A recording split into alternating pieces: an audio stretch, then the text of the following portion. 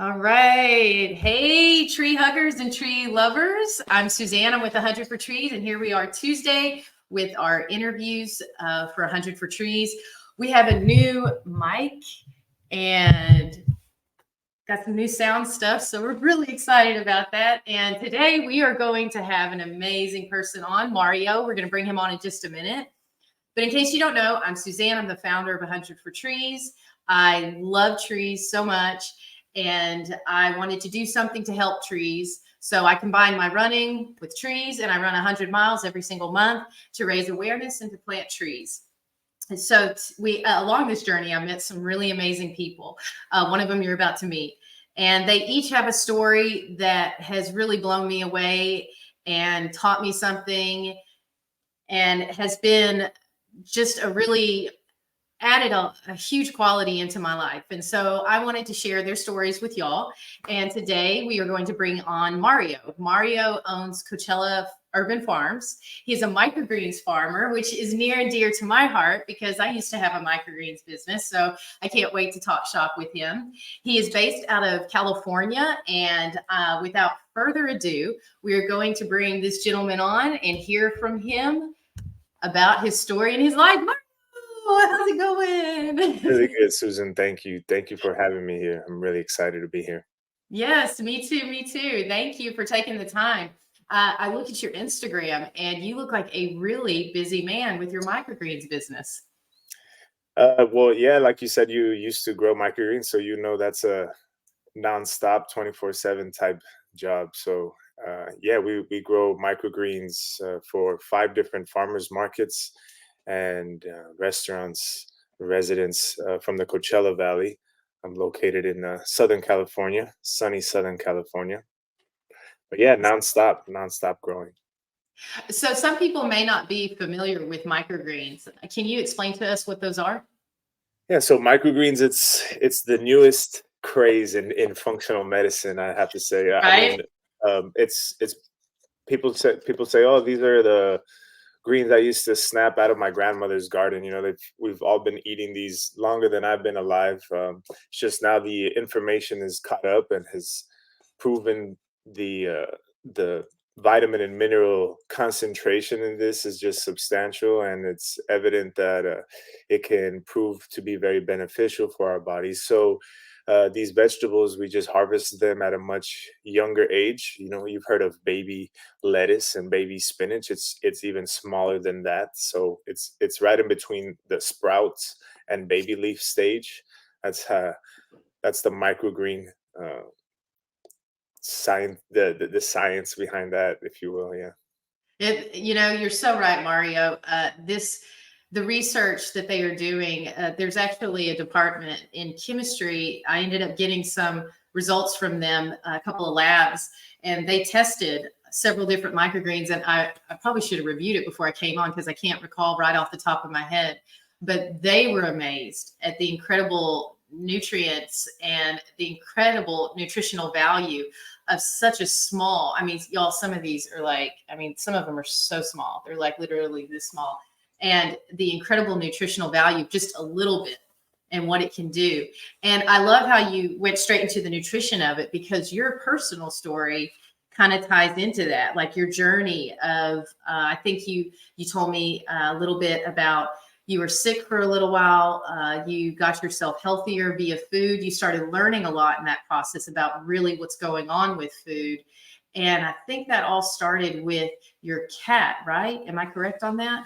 Or that was a catalyst. I Yeah, hate that to was. bring up a bad memory, but Yeah, that my our cat, when it passed away, it's certainly what projected me into making the decision to help me make the decision to start the business. But in 2017 was when I read that article on the broccoli microgreen. So it's been roughly about 6 years now since I've started growing. Maybe a little bit past that, beyond that, when I found out about the microgreens. But at the time, I mean, the information was just mostly around broccoli microgreens, the sulforaphane content, which is an antioxidant that's been studied to help reverse inflammation and fight cancer cells better than anything we can recreate in a lab. So once those informations once that information started to substantiate through other sort of articles and other places, other blogs started getting wind of that, and now doctors are starting to. I mean, 6 years later, for yeah, about 6 years, 7 years later, now I'm having people come up to me at the farmers markets telling me that their doctors told them to try broccoli sprouts. They're still calling them sprouts, right? So, uh, Right. and yeah, it was really that. It was really me just turning on to the concentration of nutrients at the time. In 2017, I was going through some health issues myself. I was going through constant migraines and vertigo. I used to work at a desk job, 9 to 5 type of thing, so weekends were off, always Monday through Friday, pretty set schedule.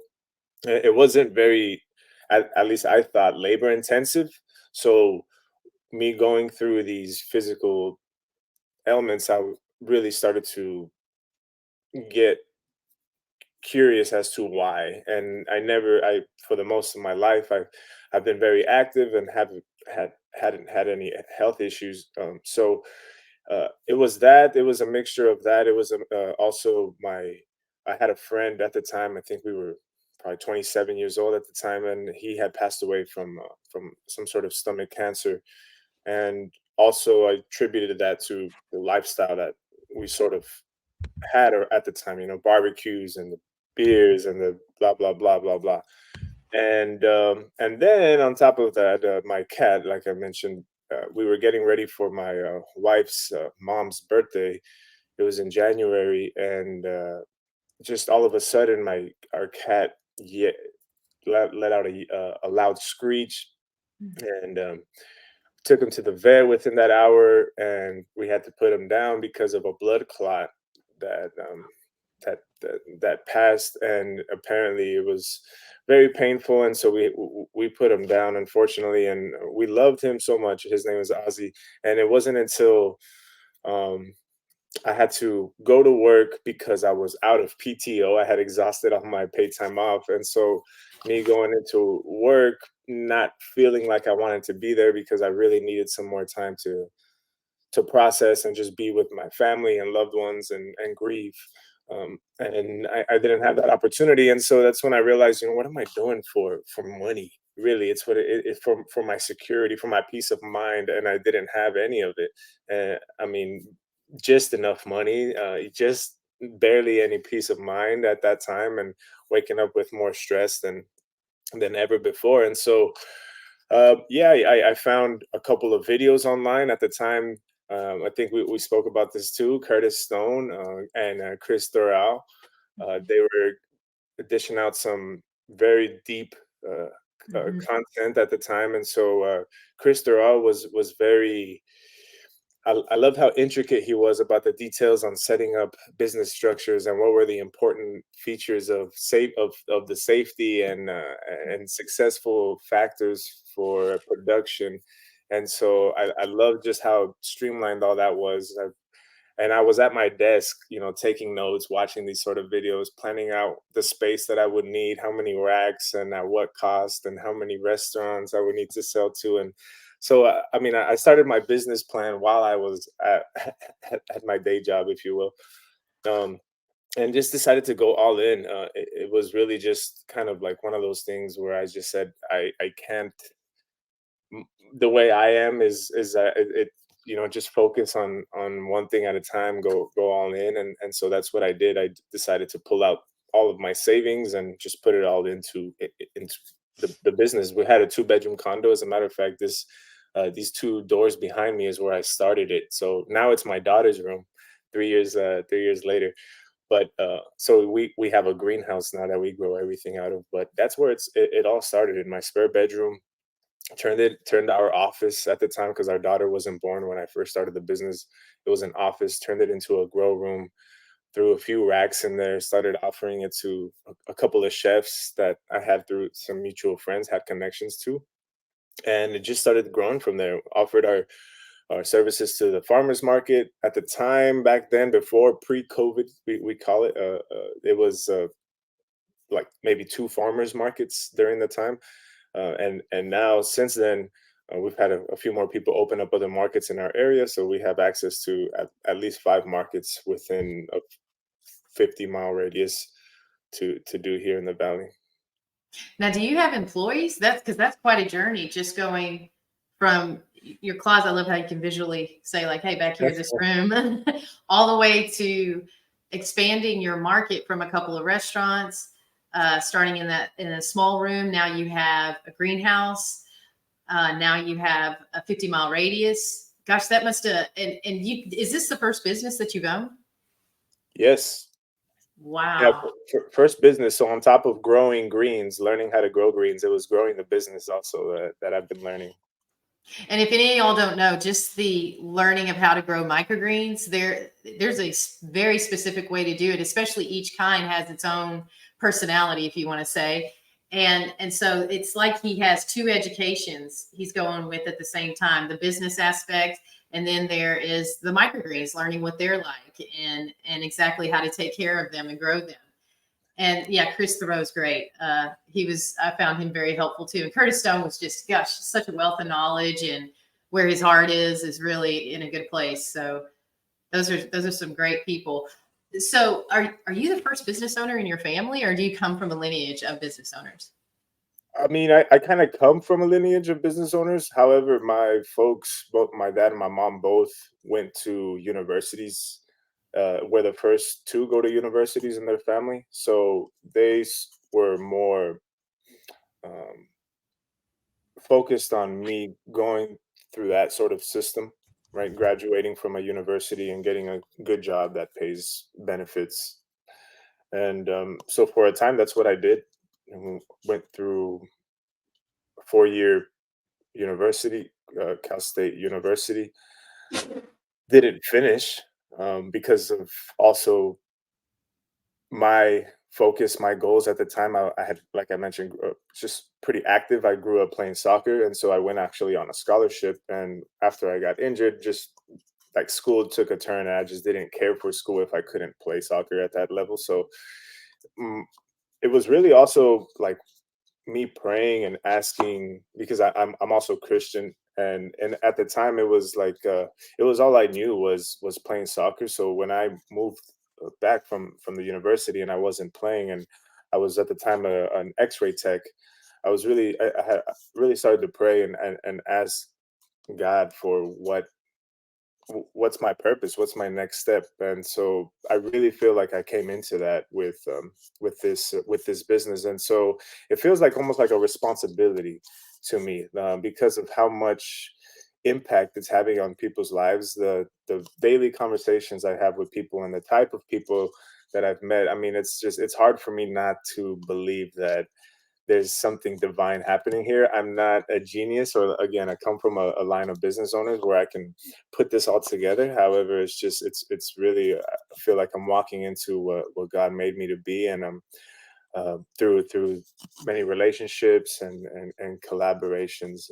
Yeah, we've been able to grow this business. To answer your question about an employee, I mean, we've been really just using what I've got. I mean, my wife has helped me out tremendously, my brother-in-law, my father-in-law, who we now have the greenhouse. We have it at their property in Coachella, which is about maybe 10 minutes away from my current living situation. So they're able to help me out on occasions. And just over this past year, we brought on someone new that's outside of our immediate family, and always been really keen on who is going to help us out because, Mhm. again, just sort of like the responsibility that I feel with owning the business. I want to treat it as such. And so everyone that's a part of it, I look at it the same way. And so this kid, he's 20 years old. His name's Aiden. He's from Washington. He moved, just freshly moved in, and said, "Hey, I'm new here. I'm looking for a job." And so he's been working out absolutely great for us. Turns out he just loves microgreens, and I'm glad it took so long to bring on the right person, because he's been a great fit for us so far. But it's still very much part time. We're small, still building it up. I mean, I sort of built the model of this business around me being able to do it all. Essentially, Mhm. I wanted to be able to do that and be flexible because I wanted to spend time with who I loved. Mhm. And so now we have a 3-year-old daughter, and she's starting to get familiar with the business. And daddy's got to go to the greenhouse, daddy's at the farmers markets, daddy's got to go to work. And so these these things become important as we've developed the business too. So not growing greens, growing the business, and trying to grow a family too. So That's right. yeah, a Greens, a lot of business, growing and these a days. family. Yeah. That is, you're made to grow things. Yeah, yeah, that's fun. That is so inspirational. So you so soccer obviously was a love for you, and then for that to change, and you just, what was the catalyst for turning towards God and starting to pray? That's so interesting to me. I think it's you know what I knew, what I knew of growing up. I grew up Catholic, so sort of just going to church and going to retreats. Um, and I think it's that. I think it's that. It's what I knew. My folks planted that seed, and I came back to church to the Christian church that I'm at now, largely because of my wife. When I met her, her folks were Christian, and so I went to a retreat that they had invited me to, and I think it was just the spirit, the seed that my folks had planted inside of me, and it basically recognizing that as a form of really coping with the emptiness and the loneliness that I was feeling at the time. Um, yeah, and I remember specifically it was one event where I just said, God, I give you everything I am. I want to live this life, for you. Show me something. And I couldn't tell you the exact specific event that made me say, microgreens, this is it. But it was a plethora of events. It was a series of events that happened all together, and I think it was like my back was against the wall type of thing. The way I felt, and I said, I'm going all in on this. Um, People had tried it in my area growing microgreens. I think there is still one other person that's growing microgreens for one of the markets out here, and maybe a couple other restaurants, but nobody was doing it at the level of servicing the community. And Mhm. I thought I really wanted to give back to the community that I was from. I felt an obligation to do something about what was happening. The way our food systems are set up, and this, that you can go down the rabbit hole from there. But really, it was just a matter of trying to take some control back in my life, and helping others that wanted it. And now it's sort of it's caught up. It's really merged, like with the information that we're talking about. It's really there now. And we're very busy now at the Mhm. farmers markets, with people that are coming for their microgreens now, and they need their microgreens every week, and they're How sad did, if we're not there, or yeah. so it's really become a way of life. Yeah. So how does that make you feel that you were in a place where you had migraines, desk job, um, whatever other health conditions were happening, you could not mourn the loss of your cat, which is like a family member. I mean, gosh, I have a cat, Chocolate. If anything it's, I don't even want to think about it. And so, and you come from there to now people are waiting for you guys, wanting you guys, because you are in their lifestyle now. Mm. They have incorporated your product and what you have created. That sounds like divine purpose to me. What do you think?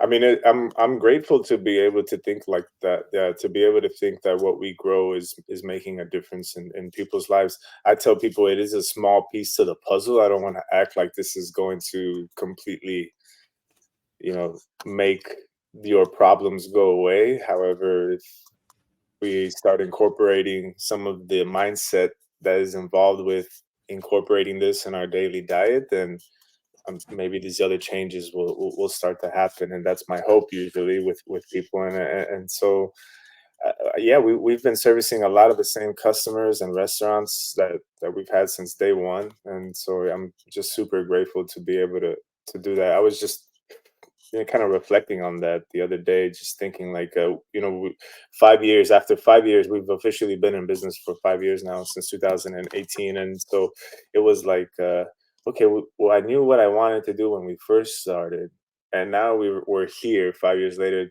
It's time for me to really reassess what these next 5 years or 10 years could look like, because it seems like another game now. It's really evolved and developed to a point where um, where we can't miss a seating day, or because it's gonna Mhm. mess some people's days up, sort of thing. So yeah, I understand that. So you're not at the mercy of the outdoor weather, but you're still dealing with nature, a and little there. bit actually. The greenhouse, because it's a passive solar greenhouse, we do still Oh, deal with cool. ambient temperatures. So still very Yeah. much the humidity, the heat, the cold plays a factor, but we can mitigate it a little bit easier with that.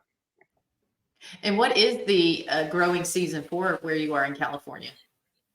I would say we're in it right now. Primarily, it's usually going to be like March through maybe end of May, June, July. Once it starts to get into those over 100-degree temps, starts getting rough.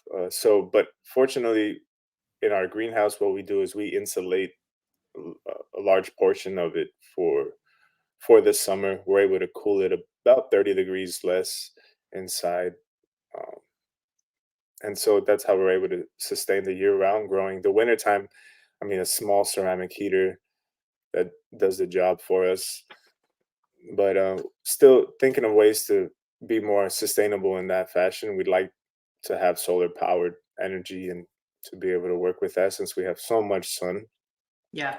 uh, here. But yeah, that's basically how we work with those challenges. And was Curtis Stone a big influence on setting that greenhouse up? And Yeah, I knew when I seen his model, I knew it was yeah, possible. I had again started in the bedroom, so it was a little different at the time. I was using mainly incorporating his sewing techniques, but once we started building the greenhouse, I knew it was possible. I also almost simultaneously got in at that time that we were building the greenhouse, got invited to design a greenhouse in Costa Rica through someone I met at the farmers market also. And that was amazing. That was a dream come true. And so I got to basically have people there to put it together, put my design together, and then fly over there and train people on how to grow microgreens and use the hydroponic towers that we set up. And it was just absolutely incredible. So I had a lot of inspiration and influence going into this design of our current greenhouse.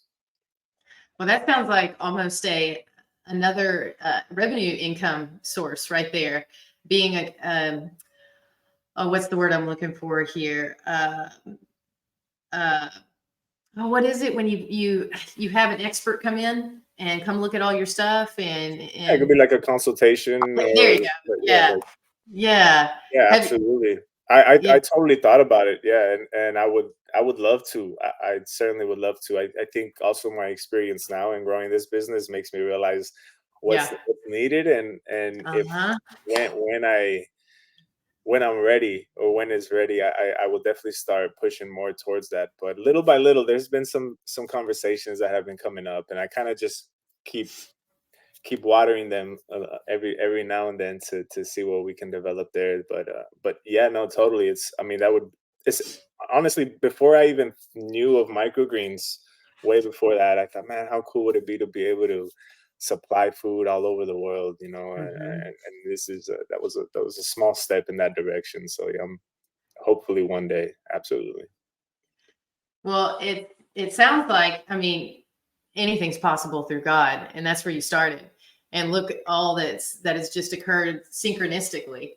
And it would make sense that it just continues that way. I know that Curtis Stone and Chris Thoreau, a lot of them, a lot of what they learned, their value, and they are so valued for their information and their knowledge to teach others, who then take it out, and it has an exponential growth factor then. And so it sounds like it could easily go that way. So so when we bring you back on sometime, we'd like to hear about all that. I would love that. I would love that, honestly, Suzanne. That sounds great. It sounds amazing. And yeah, I mean, on that subject, I think also one big thing that I've learned in my Christian life is that it's also, it's a book of laws, the Bible and principles and systems, the way I see it. And you like the law of inertia or the law of gravity.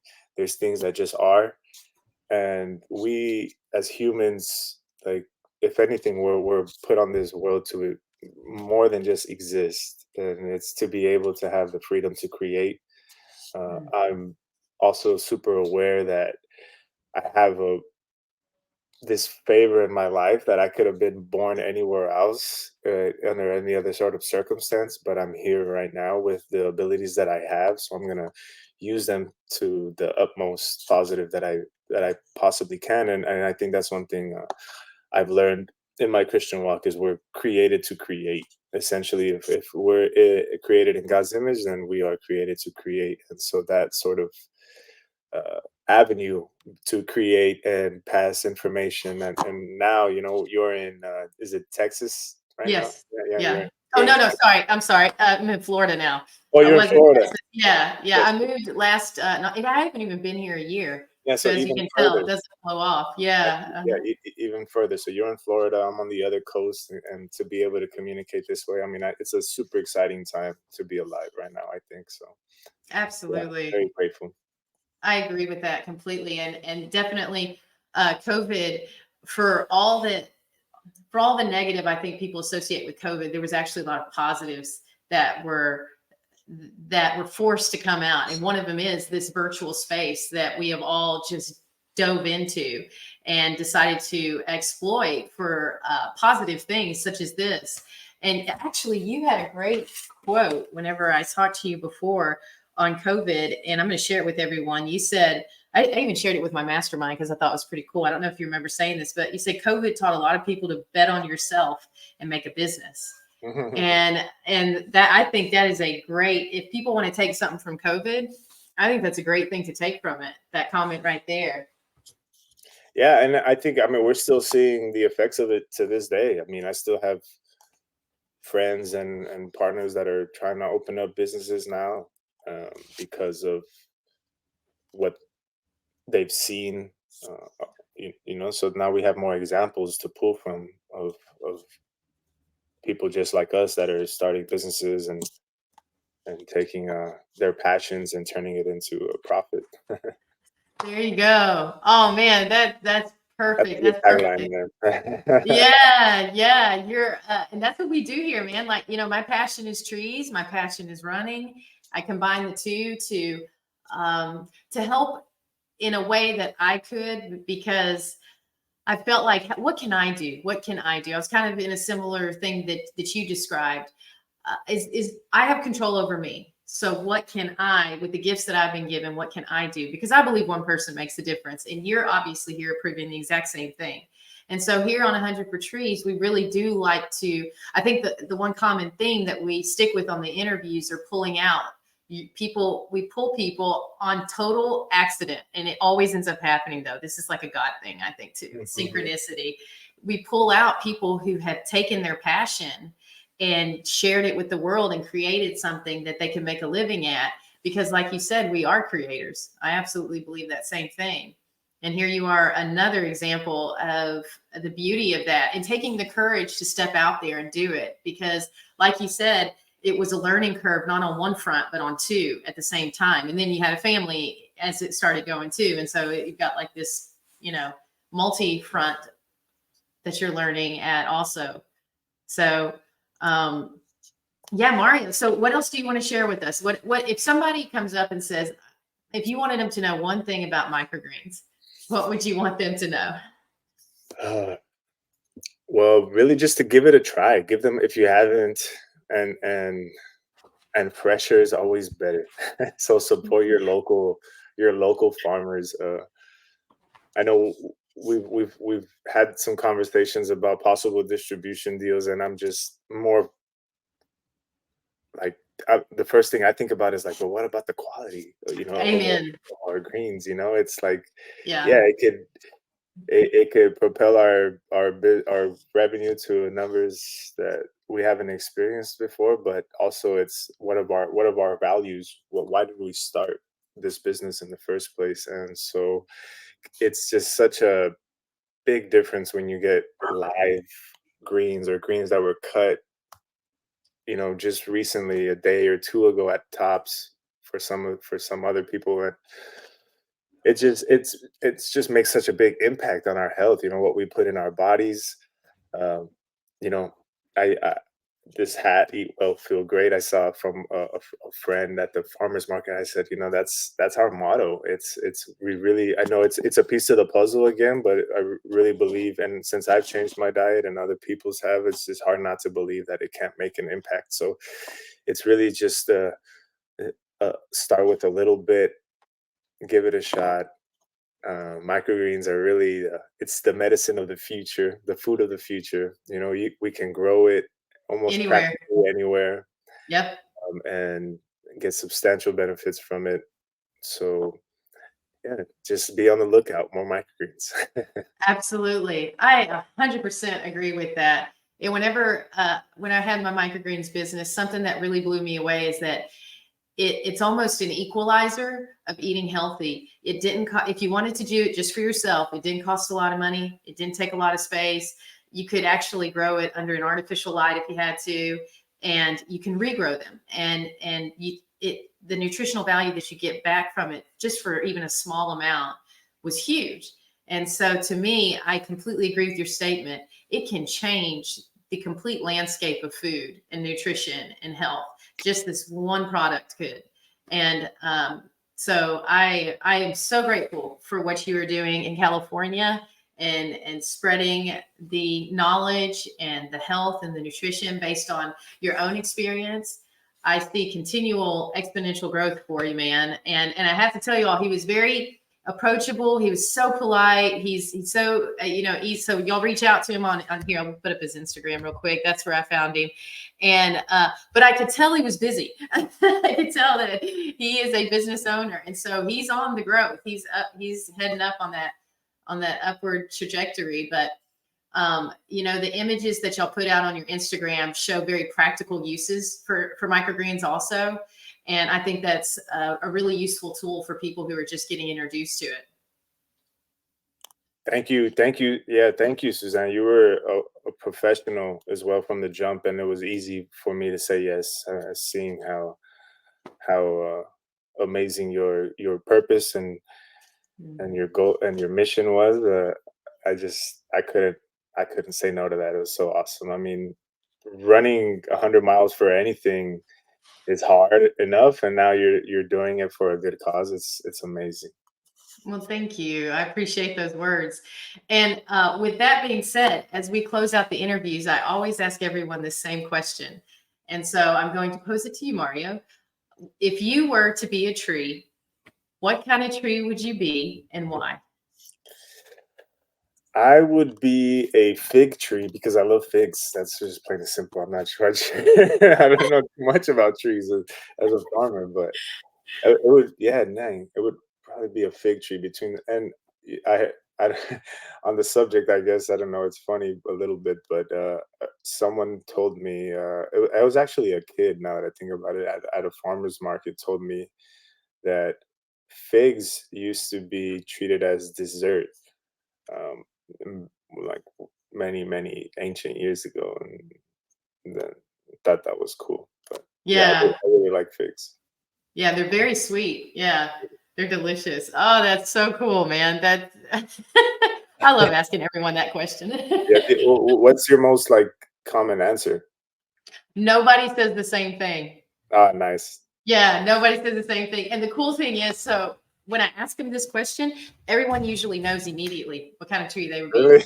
Even if you're not this self-professed tree lover person, they all immediately know. And a lot of them use descriptive adjectives that they would use to describe that throughout the interview they have used to describe themselves even.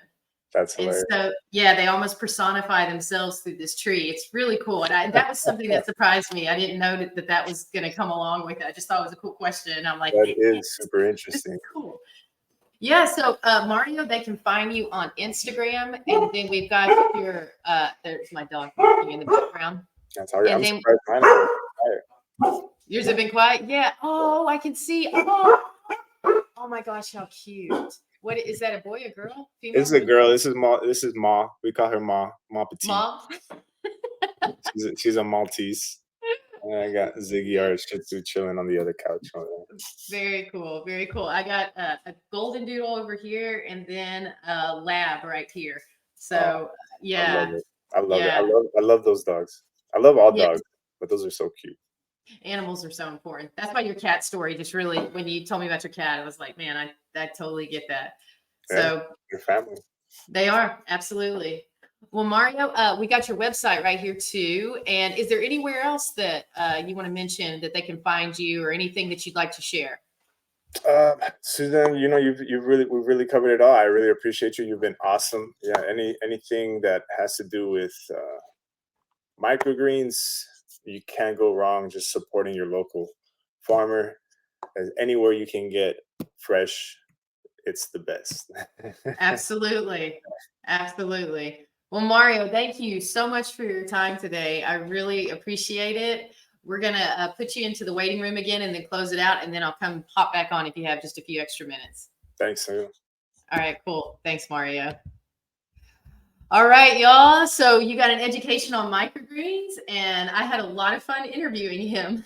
So to check him out, you can go to his website anytime, and he's very approachable. He's real easy to find on Instagram. Y'all feel free to check him out there too. And don't forget about 100 for Trees. We have a website too, www.100fortrees.com if you want to check us out. Or if you know someone who you would like to know more about and you want them interviewed, or you yourself have a story, we would love to hear about it. You can go book an appointment there, as well as donate at the website too. Or you can check out our YouTube channel at 100 for Trees. Don't forget to like and subscribe and share it if you feel it would be useful for anyone. So I hope you all enjoyed talking with Mario. And you tree huggers and tree lovers, have a wonderful day. And if you think about it, hug a tree today, because I guarantee you it's worth it. So thank you so much, guys. Appreciate y'all.